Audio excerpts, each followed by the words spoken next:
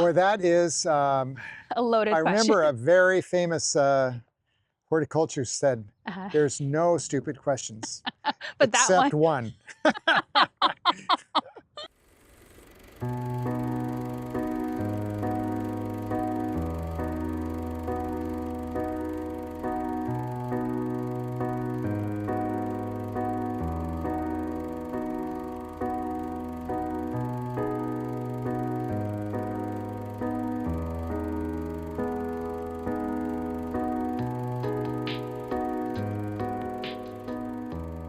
Hey guys, welcome back and welcome to Mount Vernon, Washington. We are here at Christensens Nursery with the legendary John Christianson. I cannot believe that we're here and we get to talk to you. I've met John a few times at different events. And I think ever since I learned about your garden center, I was like immediately obsessed and in love. And I just thought, I got to know more about the man behind the magic at this garden center. And I think I really got interested in your story after I saw your display garden at the Northwest Flower Garden Show. Yes. Which, by the way, nobody has beat that one. To me, that was still like, no other designer has done it quite as well as you have. So, well, thank you. You're welcome. So today we're at Christensens Nursery. We are going to walk around. I am so curious to learn more about John, your story, how this became a huge family business, and then also talk about the future of Christensens Nursery and where it's going and what visions you have, because I just feel like you're kind of a mad scientist and you have just great ideas brewing all of the time. So we're gonna walk around, check out the garden right here at the schoolhouse, and then just learn more about this gorgeous, gorgeous garden center. Okay, John, so we are here at the schoolhouse. Can you tell us a little bit more about the history of the garden center and the schoolhouse? Like, where did this come from? Was it here? What's the story? It was not here. So since you mentioned the Flower and Garden Show, we started doing Flower and Garden Show. Actually, I worked at Mulbach's Nursery in 1989, the first year of the Northwest Flower and Garden Show. And I was involved in that, had a good sense of what Mulbach's did so well. They really did well at the Flower and Garden Show. 1989, I was there in 90, and that was the year then that we bought what was called Hart's Nursery. And the Flower and Garden Show kind of gave us a sense of the importance of having a central element to a garden that people can relate to, along with, of course, wonderful plants and flowers. So that's kind of a given. It is February. It's a given. It's really hard to get a lot of color in February, so I can't say there's nothing easy about the Northwest Flower and Garden Festival now in February, but we've done it now quite a number of times, and we always start out with, okay, what's going to be our central feature? So this schoolhouse that was built in 1888 was next to, kind of close to the freeway on the other side of the river from here. And we knew that it was going to be available at this auction. Mind you, in 1994, I had no money. My wife and I were still, the nursery had just begun. It was around since 1946 as Hart's Nursery, and we bought it in 1990, changed the name to Christensens. But you know, the first decade of any business, it's not easy, and ours wasn't. But nonetheless, here we had this opportunity. But all I really wanted from that auction that we could afford, so one of those all-day auctions. So there's a box of old horticultural catalogs. If it goes over $50, pass on it. So she hung out at the auction. I came back to work. In the evening, she came back and said, the box went for over $50. So I was really bummed. And then she said, but I bid on the schoolhouse. You know, this is sort of a, we didn't commit to bidding on the schoolhouse. It was sort of a discussion, wouldn't that be nice if we could have this schoolhouse? Well, we actually weren't first in line to get the schoolhouse. So though she bid on it, couple of months later, the auctioneer said, you know, the people that bought it bowed out, so it's yours for $600. No kidding. Which is what it was auctioned for. And so $600 is exactly how much it cost to build brand new in 1888. Wow. So you guys brought this structure in? Yes. Oh my gosh. So it was moved across Fir Island, a nearby island that's really farmland with a bridge onto it and a bridge off to it.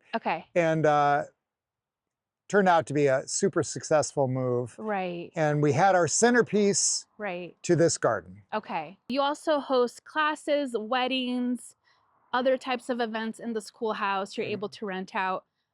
One day, maybe I will do a flower course in the schoolhouse because that would be wonderful. It's so magical. Like it's such a charming area. Now I do want to walk around this garden because did you guys landscape all of this? Yeah. So I have to give much of the credit to my wife for her ideas, along with the Flower and Garden Show. She is inspired by so many different things, but she liked English gardens. And so we have kind of the white garden on this side. Sally Holmes, one of my favorite shrub roses. A cardiocrinum blooming in the back, just started blooming. All the way That's back the there, first time that giant lily has started to bloom. It's beautiful. And so mostly kind of white plants with a wonderful variegated cornus moss, cornelian cherry. And did you guys, this is one of the things that always fascinates me when we come, is this hedge, is this an apple tree? It's an apple hedge. Okay. And you guys just grow it, you planted it. We did. And how long did it take for it to get to this size? It took no time at all because it was almost that size when we just had whips that had started to branch at 18 inches. Okay. So we just tied them to wires. Once they touched, you know, it filled out. Now it's just keeping them down. They are apple trees. And apple trees that are espaliered still want to grow to be trees. So we probably prune them maybe 4 times a year. In the winter pruning, and then during the summer we prune back to keep that shape. And it's really not difficult. I mean, it's at a height that we just walk along, snip, snip, and snip. Just snip, snip. I mean, really, as an example, you know, snips, you know, it's just really, like really easy. And if we did nothing, it would be, you know, 15 feet tall. And the apples, like, does it actually produce And good it does fruit? produce apples. It's a variety called a Kane, which is a very well-suited variety for our area. Doesn't get diseased, smallish apples, but perfect lunchbox style apple. Glamis Castle, mostly English roses, although over here we have pink Grusonaken, which is one of the roses I think David Austin often would use as a breeding stock for many of his English roses.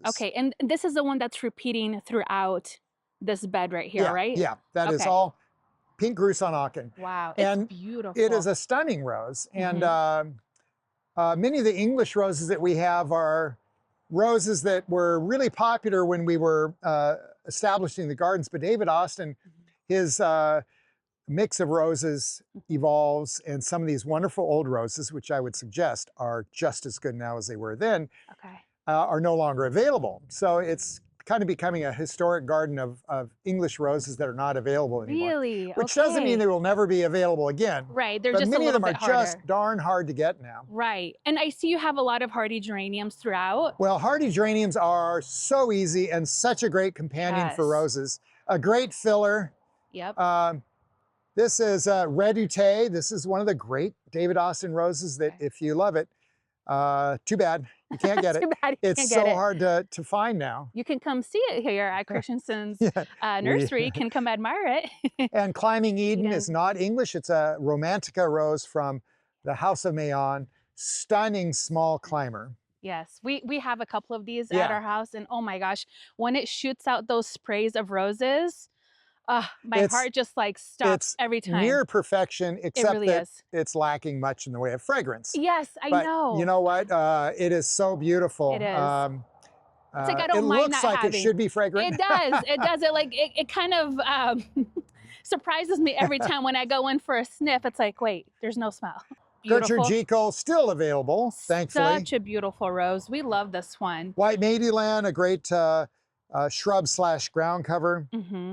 And so, John, did you guys always have a vision? Like when you bought the garden center, did you think this was going to be your guys' lifelong goal, is to just create a beautiful space? Now, you talked about your wife and how she's had such a big influence also in the business and in the garden. She has obviously beautiful, immaculate taste. I have to meet her one day because I would love to pick her brain.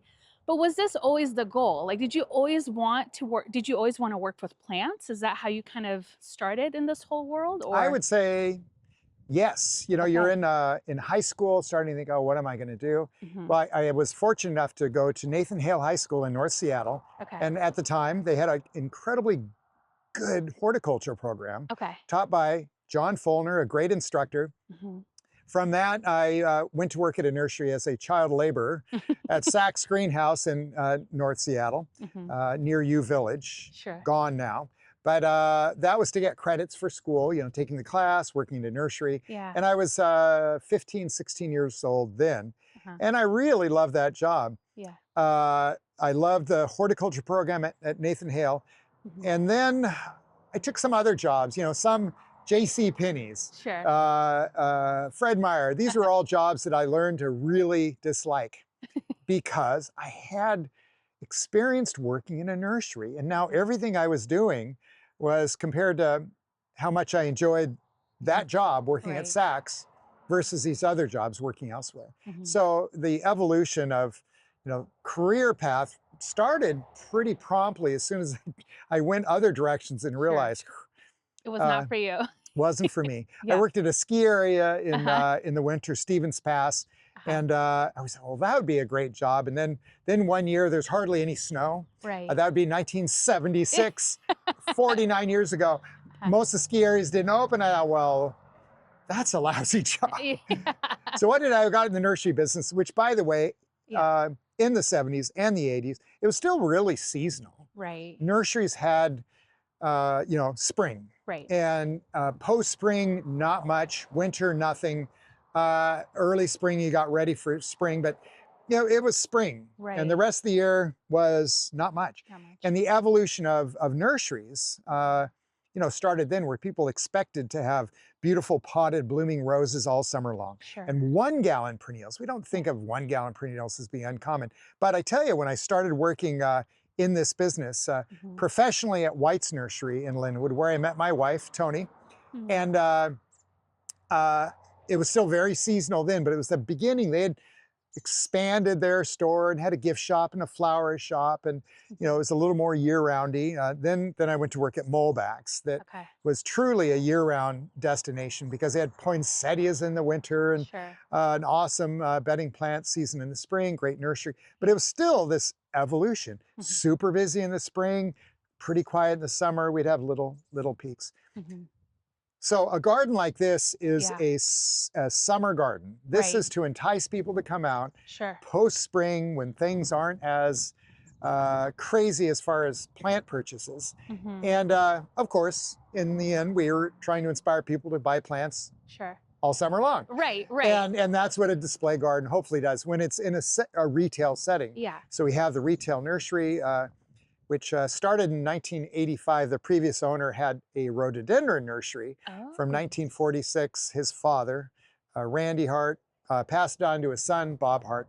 Mhm. We bought it from Bob in 1990, but it's still kind of that rhododendron nursery vibe. Sure. But it had these wonderful bones. Yeah. You know, the greenhouse from The 1946, greenhouses. the Yeah. block house where we now have our gift shop was a tractor shed and Sure. boiler room. You know, Yeah. that's all, you know, 1946, I don't know. Yeah. Didn't seem that old in 1990, but you know, Mhm. 35 years later, 1946, Sure. wow, that's pretty old. And but it had the bones of a wonderful historic nursery, but it was really a production nursery. It Mhm. was a little run down as production nurseries were, still very seasonal. Sure.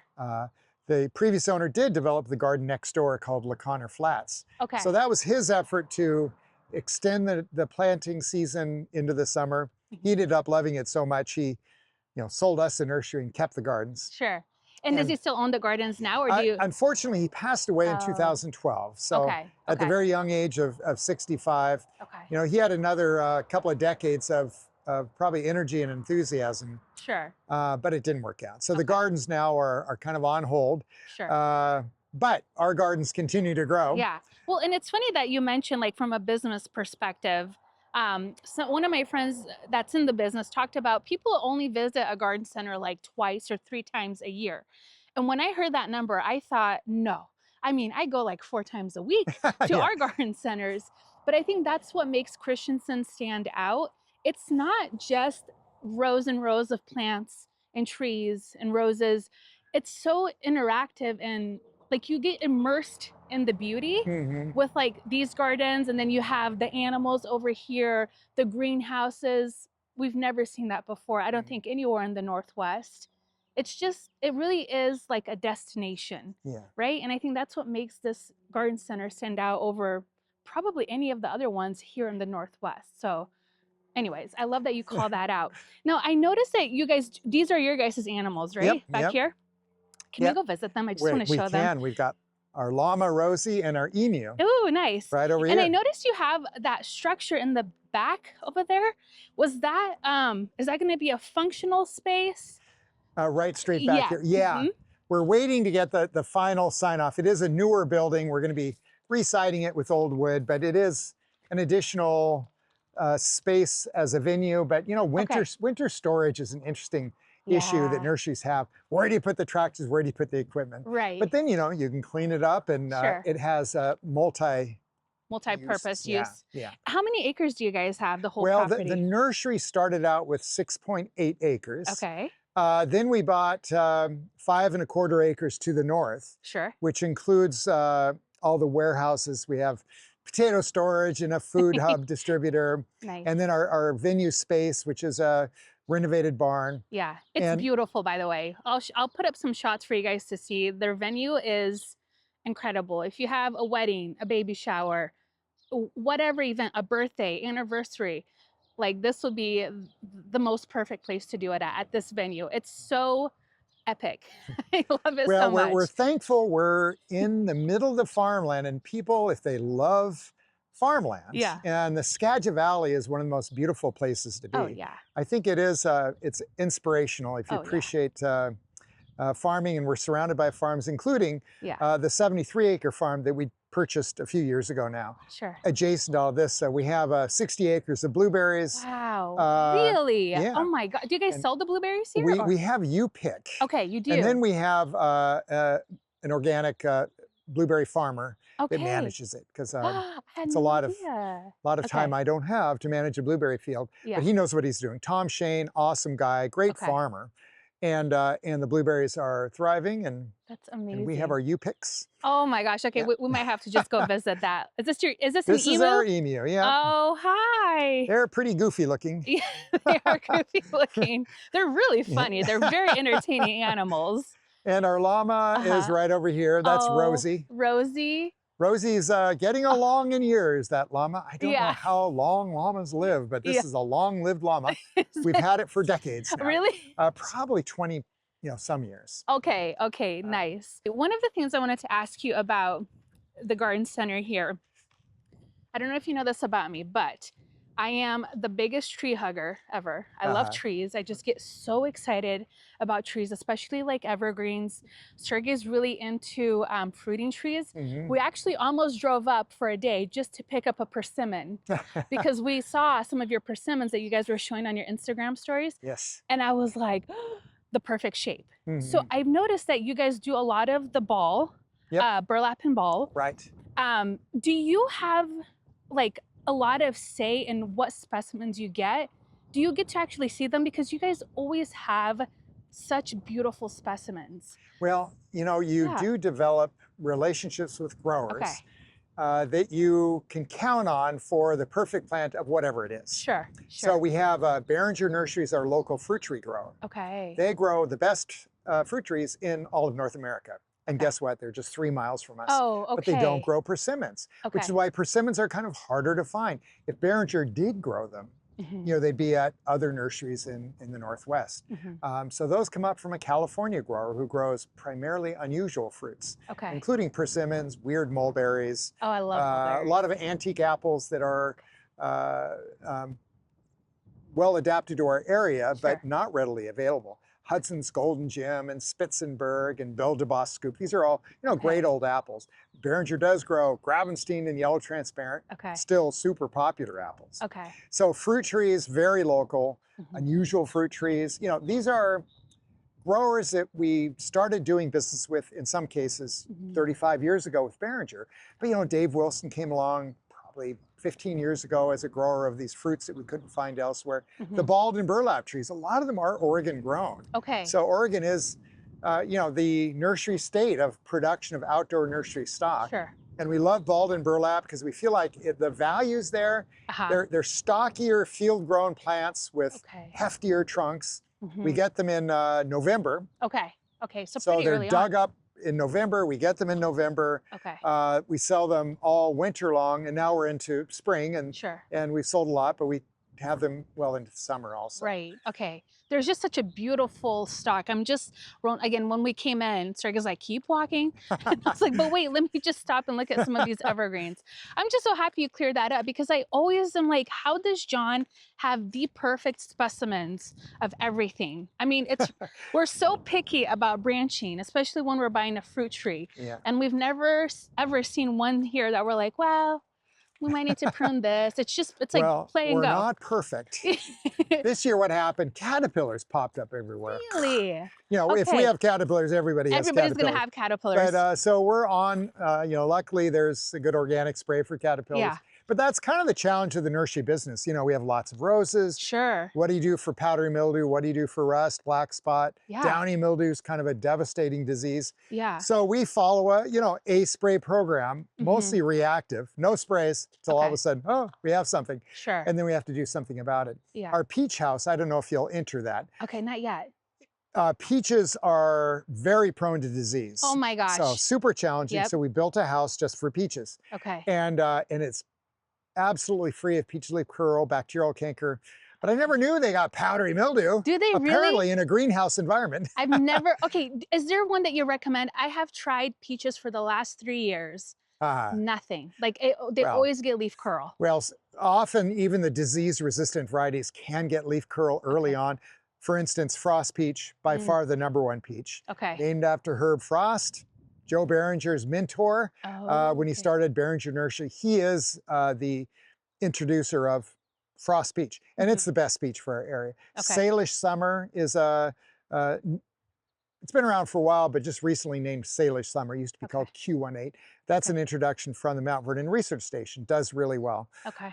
So the peach leaf curl is a huge problem on Eastern Washington varieties. If you select the right varieties, but you also have to acknowledge they still will get peach leaf curl, especially early on. Early on.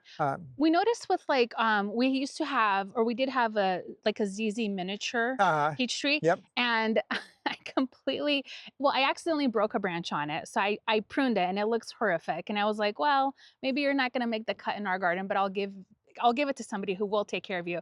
The first year it had it. This year, when it's looking all wonky in the branching area or the branching part of it, but the leaves look perfect, like no curl at all. Wow. So do you think like they can kind of recover from it? They can. That variety though doesn't have a lot of natural resistance. So its coolness is its genetic dwarfiness. Stays really small. Sure. Its susceptibility, is it grown in a pot or in the ground? It's in a container. Yep. So you have the advantage of being able to move it, because if you can put it under cover, I mean, it doesn't have to be protected from temperature. Sure. But if you have it under cover, the leaf curl is not a problem if it's covered. Which of course, well, that's why we built our peach house. Okay. Apparently they can still get powdery mildew. Powdery mildew. Not a problem on outdoor peaches. Sure. But here we are eliminating what is the usual problem and discovering a common problem outdoors on, say, roses. Yeah. But I have never seen on peaches. So what do we do? Baking soda, neem oil, insecticidal soap. Okay. To be honest, I mix them all together because I don't want to have to spray any more than I have to. And you should always test your combinations on a plant before spraying everything. Okay. I didn't. And tell us the truth. This is the first time we've had it. We just started about a month ago with, oh man, we've got powdery mildew on our peach house. And so I've been spraying about every 7 to 10 days. So 3 sprays so far. Okay. And we'll see if particularly the baking soda should be the most effective for powdery mildew, potassium bicarbonate, and the neem oil might help as well. Okay. But that's an example. Now that I know that it's a possibility next year, and in April when they're starting to push lots of growth, I'll probably do a prophylactic spray to keep it from happening. Sure. Okay. And now do you guys spray your roses pretty often too, or are they pretty good? We spray fairly often. Again, that baking soda, neem, soap. Aphids aren't a huge problem for us, but if it happens, insecticidal soap is pretty effective. Okay. We're really looking out for black spot, powdery mildew, and downy mildew early on. Sure. Downy mildew is not a common outdoor problem, but we start our roses bare root. We put them in containers. We put them in greenhouses to protect them if it gets cold. Okay. That also encourages earlier growth and earlier flowering. Okay. But it also is an environment where this disease, downy mildew, with poor air circulation can be a problem. So this is something as a homeowner, I wouldn't worry about it. But powdery mildew, pretty common. Pretty common. And it is also preventable, although there are many varieties that don't get powdery mildew. That are more resistant. So if you don't want to spray at all, you know, you choose those varieties that are utterly resistant. Yeah, we've been having an issue this year, pretty bad with on our Eden climbers, black spots. Yeah, you know? we've experienced that too. Yeah, it's not immune. You know, once you experience it, you can kind of do some preventive sprays early on, sulfur sprays, lime sulfur sprays. Sure. Copper help early on. That helps. And then stripping off the lowest leaves if it usually kind of starts low and comes all the way climbs up the rows. Yeah. So we're in one of the greenhouses now, and you guys are really known for these magical greenhouses. When you bought the garden center, were all of these here already, or did you guys build any of them? The greenhouse we just walked into is new. We built it about 10 years ago. Okay. The greenhouse here was the new greenhouse when we bought the nursery in 1990. Okay. So this is part of the expansion into retail that the previous owner did. Sure. And then the greenhouse that we'll be entering in a moment is the 1946 propagation greenhouse. Okay. So it's the greenhouse that was used. They'd propagate the plants, stick them in trays, get them to root, put them in 4-inch pots, shift them to the back greenhouse. Sure. And so this is almost all rhododendrons and other shrubs. Okay. And what is your inspiration? So I know I think you guys had mentioned, or I think I talked to you once, or maybe somebody that works here. You and Tony have traveled through Europe quite a bit. Did you get a lot of inspiration? Because you have so many beautiful antiques. Like, where did you get your good taste and decor? Because I married a woman with good taste, so okay, we need to call Tony and ask her this question, because it's just the creativity that goes behind this, just like this greenhouse. I see these little pots all the way on the top. It's just like all of those little details. Do you think travel really, what's the word I'm looking for, inspires you or gives you ideas? Well, most certainly. Yeah. We honeymooned together in England in 1988. I worked in a nursery in England in 1986. Okay. So when I was at Molbach's, they had an internship program through Ohio State University. So I got to travel a lot, visiting nurseries that year. I'd been previously, and then we honeymooned, and we've been a couple of times since. We're not exactly world travelers, but we do love England. Yeah, and, don't we all? And the inspiration is everywhere. So the nursery look, for instance, we were at Christopher Lloyd's garden. Okay. And he had a stunning garden, wonderful topiary hedging, and a terrific nursery. So great Dixter, still wonderful. We were there a few years ago. Sadly, the owner passed away, but Christopher Lloyd had a great vision. It continues on. And my wife fell in love with the nursery, little tiny itsy bitsy nursery. Sure. But look around. Yeah. It's kind of a great Dixter nursery, even though as a destination, the gardens and the home were the destination. The nursery is just adorable. Right. So, you know, that kind of inspiration. The walled garden near Sissinghurst when we were there, it's where we saw a peach house. So we did a peach house. Sure. You point out these little pots. These were actually from a local nursery called Chenoweth's Mount Vernon Nursery. Okay. And they were the largest grower of monkey puzzle trees in North America. Oh. They shipped monkey puzzle trees throughout the country. Okay. Most big monkey puzzle trees you see around came from our local Chenoweth's Mount Vernon Nursery. Wow. And they were all started in these little clay pots. No kidding. Yeah. So they went out of business in 2001 or so. Okay. But all these terracotta pots were from that nursery. Yeah. Oh, I love that story. There's just so much history in here.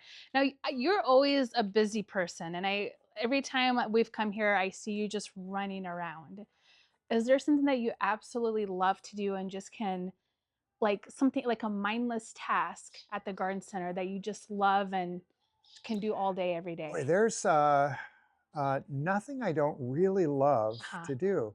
But displaying plants, watering plants, Yeah. and organizing plants. Because you're touching the plants, Yeah. you're checking the label. Do I know this plant? Do I know Yeah. Bath's Beauty Sure. geranium? Yeah. Do you know Bath's Beauty No. geranium? You know, I have to read this tag. This is from Blooming Nursery. It's one of the unusual zonal geranium types. Yeah. And foliage is awesome. Doesn't give its history.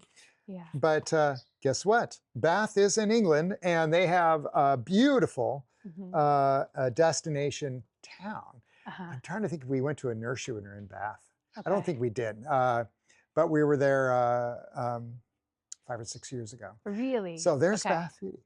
So Geranium. it's just like, Look at that. And you just never get tired of it. I mean, I just feel like if I like had a career or owned a nursery, it would just always be like fun. I mean, there's just always something to do. I never get tired of it. I did want to ask you something about your baskets. Do you guys make these baskets yourself? We do. You do? Yeah. Okay. So we have Wow. Laura Campbell, Elisa Kamens, and my wife, who's the, like I said, the most tasteful one here at the nursery. Yeah, Tony is She amazing. is amazing with colors. Yeah. So yeah, hanging baskets. I think every good nursery should be growing their own hanging baskets, because if they have talented staff, they can grow plants that are much bigger than what you can buy. Because you know, shipping hanging baskets is a bit of a challenge. It is. How many will fit on a shelf? How many fit on a rack? How many fit in a truck? Yeah. And the bigger ones are super expensive, just getting them from the production greenhouse to the retail nursery that will sell them. Yeah. So that's one really good reason to grow your own hanging baskets. Sure. Mind you, the boxes will never do that. The you know, a lot of nurseries, the convenience of just buying in smaller baskets, but we like baskets that are in larger size containers that will last all summer long. Yeah. A 10-inch container will not last all summer long. No. An 8-inch won't last all month long. And so these are 14-inch cedar, which I would say is a minimum. We do 14 and 16-inch. Okay. Yeah, I was just gonna say, like, just the basket itself, you get to keep those afterwards and use them for something. I just, when we were walking in, I was like, "Whoa, I've never seen that before." So that's awesome. You know, that's one thing that I can claim to is we do nothing new. Yeah. There's a long history of the nursery business in the Northwest. 1893, Malmo's Nursery, best nursery around for decades. Yeah. Then in recent decades, we've had, you know, Wells Medina in Seattle, Mulbach's in Woodinville, White's where I worked, Saks. These are all awesome greenhouses. Everything we're doing here has been done before. Sure. What makes us unique today is nobody else is doing it. Exactly. Well, they've all evolved to something else. I know, and but we still love what we've always done. And it takes away, I don't know, it just takes away a little bit of that charm though, because I think a lot of us are craving, I don't know, just something more like authentic, less industrial, less, you know, plasticky, just something different, you know? And I think, again, this is why this is such a great destination. You really do feel like you're in the countryside, like the English countryside when you come to this garden center. I think that's why, like, this was my introduction, and then I went to England, and I feel like I have an even bigger connection now to Christensens. So you'll probably see me here more often than you'd probably like. But, you know, it is what it is. No, you can come as often as you'd like. See, this is why I need to move to Washington, because you guys aren't in Oregon. Anyways, so the garden center, do you have all of the perennials are more on this side? You guys have it kind of broken out. So the roses were on the other side where we were, the trees, and then you guys keep all of the perennials and shrubs over here. I have to ask you, because we ask everyone, do you have a favorite plant or tree or rose or shrub, something that you just... Or that is a loaded question. I remember a very famous horticulturist said, there's no stupid questions, but except one. And because that is tough. I mean, within each category, you know, trees, you know, trust me, if it's my favorite tree, we probably planted it here. I Sure. have to say Robinia freesia, which Ooh, I can see from here because it was in the garden. We walked right by it. I don't know if the camera captured it. Okay. Golden foliage, now it's 35 feet tall, Okay. spectacular, hardy as can be, golden leaves, just incredible. Sure, sure. Flowering trees, Cornuscusa Milky Way, we planted in our landscape to the north. And it's not a new Korean dogwood, but it is one of the most spectacular. And it's been around since the late 1950s. Okay. And there are lots of new great dogwoods, Yeah. some of which might prove to be even better.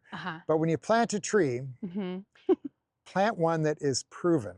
Okay. Don't plant a new tree. You can plant new perennials, new bedding. These things are, you know, bedding plant for a year or a season, perennials for a few years. When you plant a tree, you know, it's 5 or 10 years before it realizes its full beauty. Yeah. Or not, which I've experienced. What a disappointment. After 10 years, you go, oh, all this time here's invested. a dud. I'm going to dismiss Autumn Fantasy Maple. Don't grow it. It's a hybrid between Acer rubrum and Acer saccharinum, the silver maple and red maple. I thought it was going to be strong and robust like red, sturdy like red maple, but fast growing like a silver maple, but fall color like a red maple, which it had when we planted it. But turned out it breaks apart just like silver maples. Really? Because we planted it out in the wind, and I planted it with the expectation that it would get big, beautiful, and not fall apart. Yeah. So, lesson learned, if you're going to plant a tree, plant proven trees. Proven ones. They might be new-ish. Yeah. I mean, one could argue Milky Way dogwood is new-ish. No, it's been around since the 50s, but it's only been really available more or less in the last, 30, 40 years. Okay. Enough time to prove itself to be exceptionally good. Yeah, I like that you're paying homage to some of the old varieties of really anything. There's so many like tried and true varieties of things that like are so beautiful. Not be dismissed. Yeah, exactly. The challenge is growers tend to grow what they know marketing teams will be promoting a lot. Sure. So, and they're new, and often new is worthwhile and good. Of course. But it's not replacing old necessarily. Right. And we've seen that as an example with geraniums. Love to have Bath Beauty. That might have been around for a long time, and Blooming Nursery down in Oregon, one of our finest growers, has kept it alive. But boy, all the geraniums I remember from the early years when I was starting out, they're all gone. Isn't that It's sad? a little like, these English roses that they still, those at least live in our gardens. But the bedding plants, certain things that, and it's an opportunity really, if you're ever interested in becoming a nursery, nursery owner, nursery business, on a production level, wholesale, look at a lot of those old plants, and there's a place for those nurseries. Growing just old, what I would call old familiar plants, but to a whole new generation, they're antique varieties that are new, Yeah, I feel like we're entering like a space now in the garden world where I think we're trying to hold on to something old, and there's a lot of really great farmers, growers, and breeders throughout the world trying to hold on to, heirloom varieties that are so rare now, hard to find. And it's sad, but I wish also younger people would get into that, because like we have to preserve, these plants and these trees and these flowers, these roses, whatever it is. I'm getting so excited about it because when we're in England, we just saw so many old varieties of things. I'm like, well, I don't think I've ever even heard of this being in the US. And some of it isn't, it's so difficult to find. So I like that you called that out. Well, and I think you witnessed this. A lot of the old, castles or old homes often had nurseries connected to them. Yes. So these are nurseries that have this ambiance that's connected to the, 400-year-old castle. But also, they're selling plants. It may be in the gardens, maybe they aren't in the gardens from that estate. Sure. But it's an incredible setting. And what they have that is challenging in the Puget Sound at least, is they have land. In those instances, they're just probably paying rent, but they're paying rent for a space that's priceless. Right. Yeah. And yet the owner wants to have a nursery. They recognize the experience that people have in the gardens and the opportunity to have them purchase a little bit of it, the plants. Sure. but in a setting that's amazing. Yeah. So in the Northwest, that is the challenge. I think the enthusiasm for starting nurseries is high amongst younger people. Sure. But finding a patch of ground that's affordable Right. That's the hard is part. a hard part. So Yeah. we And need more estates with yeah. the landowners that want to give away, 3 Yes. acres to have a nursery, Yes. If you find a some, modest rental yes. fee. If you find one, can you please let me know? Because I would be up here in a heartbeat. Like Skagit has my heart. This whole area I just absolutely love. Now, can we just quickly talk about the future of Christensens? Like where is your hopes and dreams of the garden center? And I know it's family. I'm looking for my family right now. And they're scattered throughout. Where's the future? Yeah. And she was just putting away plants months ago. Yeah. So we have 3 family members that are Sure. active in the nursery now, 3 daughters. Yeah.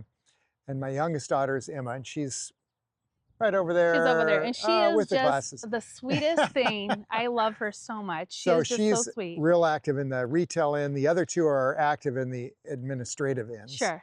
Then I have grandchildren that are involved now. Okay. The gentleman down there with the beard is my grandson-in-law. Okay. So, I had no idea you had so many family members working here. so we've got Okay. 2 generations working here Yeah. after, so 3 generations after myself. Yeah. And I'm a great grandfather. Yeah. So there's more kids in the pike. Right. But who will continue on with the nursery? Yeah. You know, I am still very active. Oh, With yes. no intentions of retiring, but I don't see you retiring anytime soon, they do John. say you should start your transition planning in your 50s.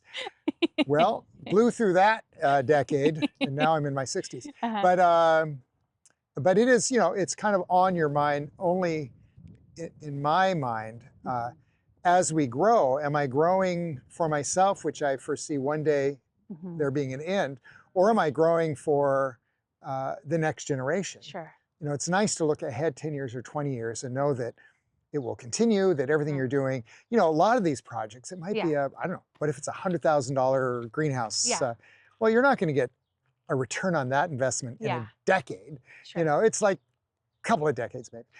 It's a worthwhile investment, but it just, you don't get any profits out of it for such a long time. Sure. So as you get to a certain age, it is nice to know, well, that next generation will get to enjoy the same greenhouse, and perhaps they'll build more greenhouses, or and the community that too that like you guys have built here is so incredible. I mean, I think everybody knows the family and just like what a wonderful place it is. So I think you guys have cultivated this community in Mount Vernon that I just don't ever see Christensens not being like such a staple part of this whole area. Well, that's what we hope will be the next 50 years, let's just say. Sure. And Skagit Valley won't change too much as far as the farmland, we hope, as long as they can preserve the farmers. So the pressure is, very hard to keep small farms. So small farms are getting bought up by bigger and bigger farms. So then you get into that corporate farming that we hope the farms here in the Skagit Valley, that family farms remain. Sure. And there are a lot of great family farms right now, but farming's just not easy. It's not. It's not hugely profitable on a small scale, which is why the nursery business, if you're thinking of starting a nursery, when you look at profits per acre, it's quite profitable. You can have a nursery on 5 acres and make a living. Sure. You can't grow potatoes on 5 acres and make a living. You can't grow oat, wheat, barley. It's our blueberry fields. 5 acres is not going to provide you a family income, but in the nursery business, you could do that. Okay. And so we're fortunate that we can expand and grow. We have that acreage, but you could do it on a smaller scale. Okay. And yet a lot of the farms, there are many farms in the area that are 40 acres. Sure. And they're making a living, but it's hard. Challenging. Yeah, it is. What do you think the hardest part about starting a business like this? Like, did you foresee it becoming the huge thing that it is right now? And you're so humble. I don't think you realize how amazing this place is to so many of us. that are such big fans of this garden center and you guys. Like, did you think that this would get to this level, or was it all kind of organic in the way that it You know, grew? you always have your dreams, you know, when Sure. you're imagining. But the Yeah. dream in the beginning was, I hope one day we can have our own nursery. Yeah. That would be, my wife and I got married. That Yeah. was our dream. Hmm. And then when Hart's Nursery came available in the Skagit Valley, uh, that satisfied that dream. So now we have a nursery. Yeah. We've realized our dream. Uh, and then every catastrophe that can happen in the first decade of any business happened. So, you know, the fires, the health problems, the snow damage, you know, these are all catastrophic events that ultimately the success of any business, uh, horticulture, agriculture, small business, you really have to have a positive attitude and be an optimist, Right. because you're going to be hit by so many things that will, if you don't have that optimism, it can really bring you down. And I always was very confident things are going to be fine. You know, my house blew up. And a friend of mine said, yeah, I saw you in the grocery, this is years later, saw you in the grocery store. How you doing? Oh, great. You know, house just blew up, but you know, baby was 6 months old and we were living in, funny thing is you had within 5 miles insurance would pay for lodging during the rebuilding of our house. Hmm. And it was all bed and breakfasts. Oh So it was gosh, really cool yeah, for about, yeah, I don't know, 3 weeks. yeah. And then you're like, It was okay, like, oh, we want to go home. We yeah, had our baby, Emma yeah, at the time. yeah, And, but, you know, I never thought that we wouldn't right, make it. sure, When the greenhouses fell down in the snow, yeah, I never thought that that was the end, yeah, but it was hard. And right. if you don't have Grit, I mean, and I think it's a natural optimism. I'm is not it sure how okay? you can make somebody who's not naturally optimistic. Right, So my mother yeah, is a source of my optimism. optimism. Awesome. She just was always positive. Yeah, You yeah, know, dad died, 4 young kids, you know, yeah, let's go to Florida, sure.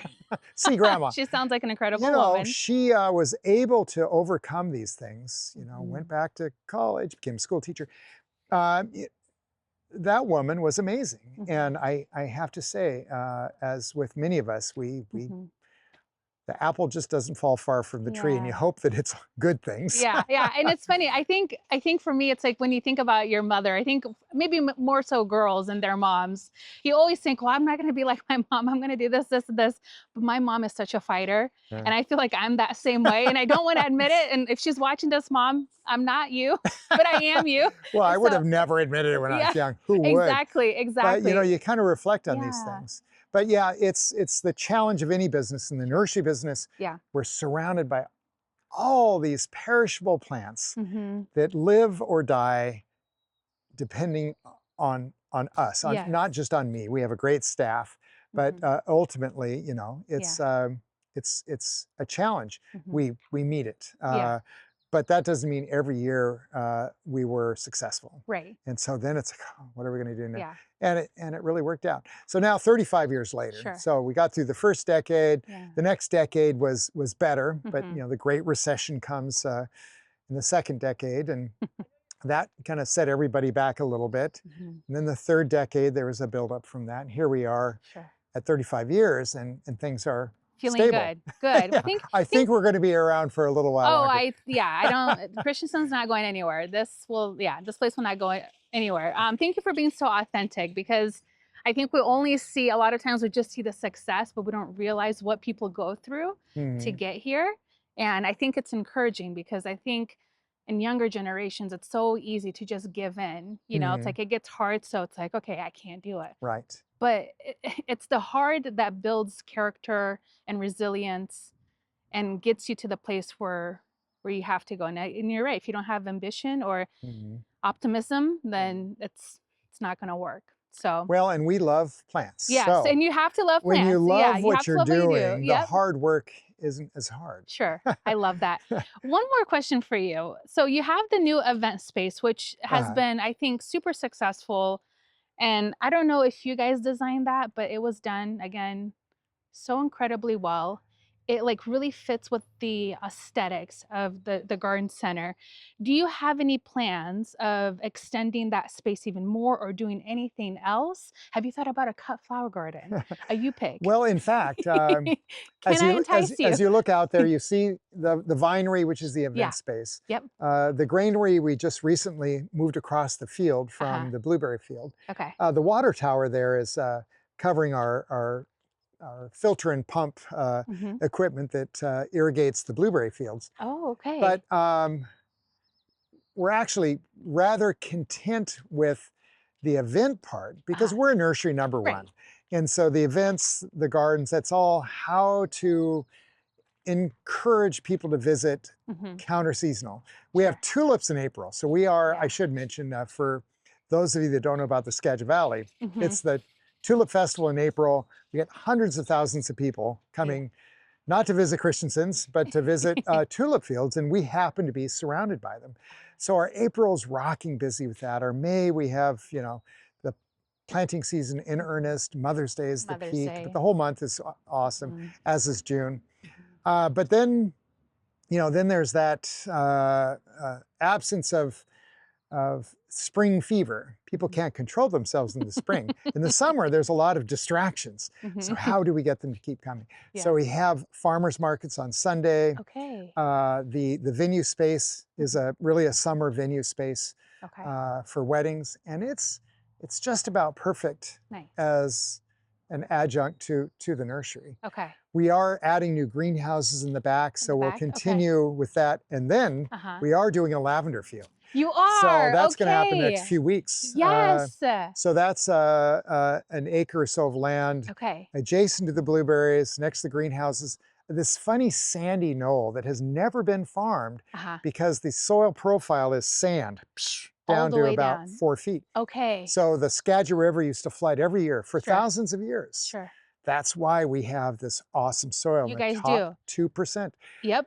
I always say, like, all of my favorite flower farmers are up here. Like, what I always, you know, Anne from the Dolly House, I'm like, Anne, what is in the soil? She's like, well, it used to flood, and that's why. And I'm like, okay, this is what we need to, this is what we need. This is why we need to move up here. Another reason to move up here. Anyways. Well, the flooding thing is still a threat today, but the reason it flooded is because there was a log jam where Mount Vernon is now. That log jam was there for thousands of years. There was old growth trees growing out of this log jam. So every spring, the water would flow out of the Cascades, hit that log jam, fan out over the whole valley. Okay. And in the 1870s, they cleared out that log jam, which made the river accessible to upriver development. Mount Vernon became the county seat. And farmers were able to farm the land without that threat of massive flooding every single year. And yet the benefits of that flooding was this super awesome soil. Okay. And so, and that's what you guys, the lavender will do so well in that soil back there? It's a sandy mound that can't grow much else. Okay. So I don't know of a lot of lavender fields and farms up here in Skagit. We do have quite a bit in Oregon. Not to brag, but we have some really great ones. I think that it's going to be such a beautiful place. I don't know if you guys plan on having it open or like a you pick lavender. You can even do lavender ice cream. We have all kinds of possibilities. Sure. So we know we can grow lavender. And by the way, Sequim, not far from us, is the lavender capital of the Puget Sound. Oh, is it? Okay, so now you're showing me up. Well, they have, you know, 15 or more lavender farmers in Sequim. And it has extra heat. It's kind of the rain shadow, so it's a little bit drier. So there's these great farms there doing lavender. So not as much here, because frankly, most of the soil here is on the heavy side, ideal for growing most things. The lavender likes that sandier soil that we have probably 4 acres of. The greenhouses are on part of it, and then this lavender field. So it's ideally suited. But yeah, Pelindaba lavender on San Juan Island is Okay. a great lavender That's a farm. beautiful place. And Yep. there's a few small lavender farms, but Squim is the big, and The that's biggest one. catch the ferry from Whidbey Island over to the peninsula. Okay. And it's awesome. Okay. Usually mid-July is when they have their Okay. festivals. Well, we're definitely going to come back to see the lavender. Do you think it's the Lavender Farm? Do you think it'll be open next year to the public? Yes. Okay. Oh, darn, now I have to get going. We were going to plant last Now fall. Okay. We had everything in order, and then it just dumped rain. So Yeah. October, an awesome planting month for lavender. Sure. But if you're doing a whole field, you know, we're going to have the tractor and all the equipment helping with planting, and it was just going to be a mud pit. Even though it's sandy, Right. it was raining a lot. Okay. So we deferred it to spring, and now, you know, Okay. we got busy. So All right. now it's going to be the end of spring. Well, no, spring's over in a couple of days. Yeah, I know. Beginning Crazy. of summer, we're going to Okay, get the beginning lavender of summer, plants. it's going to get planted. That is awesome. I Yeah. cannot wait. That is going to be so fun. Again, if you guys do have the space, a little creamery would be amazing because lavender ice cream is just amazing to just have chairs out there, look at the field, eat some ice cream. I don't know, maybe even lavender, what is it called? Like a beer? You know what I'm talking about? Lavender infused everything is kind of cool. Anything. Yeah, it is. yeah. So that's going to be fun and something for us to look forward to. So, John, I am inspired. I am excited. I don't know what this means for my future, but I'm just so excited that I got to talk to you today. Thank you so much for letting us pick your brain, learn more about you, the legendary John Christianson, and just being in this beautiful garden center. You guys have to come out. Even if you don't have a plan to buy anything, come just walk around. You will be inspired and you will walk away with something. I promise you. Just come out here, enjoy your time. You can grab some drinks, come with ice cream, whatever. Just come out here. I promise you it's going to change and improve your day. You guys can learn more about Christensens online. They are very active on Instagram. So if you want to know about any upcoming events, and you guys do have a lot of upcoming events, we right? do, yeah. Yep, in the summertime. Almost year-round. Yeah, year-round, they Yeah. always have something. So this is not just a spring-summer destination. It's a year-round place to come, especially if you're bored in the wintertime. Come to Christensens and tell them I sent you, okay? I will make sure to link everything down below for you guys in the description box. Make sure you guys follow them on social media so you can stay up to date on all of the great things they got coming on. And of course, the new lavender field, you heard it here first. I don't know if you've announced it, but no. So no, is this the inside scoop? Now I have to commit to it. Now he's We're committed. We have the plants, we have the field, we just need to have the time. There you And go. The time is coming up. There you go. So we're going to come here for the lavender next year. It's going to be amazing. Thank you again, John, for all that you do for the community and for just spending all of your time today with us. Well, thank you. Thank you guys so much for hanging out with us today, and I'll see you guys next time. Bye-bye.